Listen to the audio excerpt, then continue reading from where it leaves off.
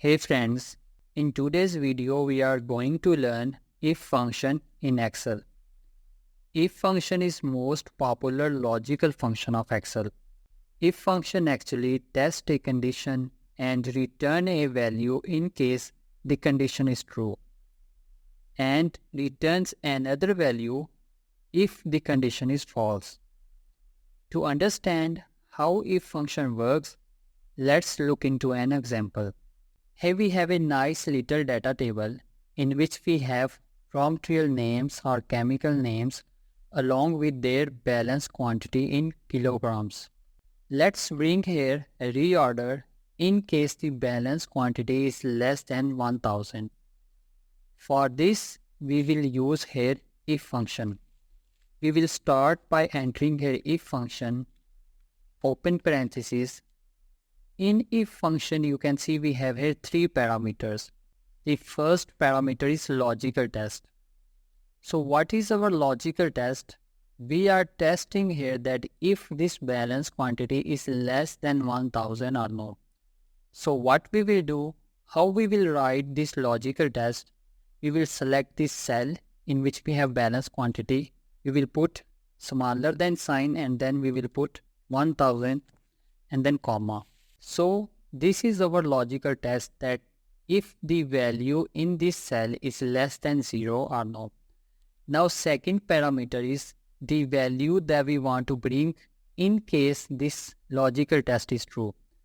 As we said, in case this balance quantity, that is our logical test, is smaller than 1000, we want to bring here reorder. So we will insert here quotation mark, reorder, then again quotation mark. In case you want to insert text in your function, it should be always inside the quotation marks. So here we have been inserted our second parameter, that is reorder. Then again comma, the last and third parameter is the value in case this logical test is not true. Let's say in case this logical test is not true or it is false, we want to bring here the blank cell. So for blank cell, I have been inserted here quotation marks 2 times. Now close parenthesis, we will press enter and you can see the result of if function is reorder. Why? When if function tests this condition or this logical test, it finds that result of this logical test or this condition is true. So it will give us this reorder, that is second parameter. So we will just copy this formula down and you can see here in some cells we don't have anything, meaning the cell is blank. Why? Because if function finds here that this condition is false, so it will return us this third parameter, that is blank. Some people think that in case we don't put here third parameter, still if function will give us blank cell, but this is not it true. Let's try this. If we remove third parameter, we press enter and we copy this formula down, you will see that this if function doesn't give us blank cell. Instead, it gives us false. Why? Because when it finds that condition is not true and there is no third parameter available, it will give us false the right away.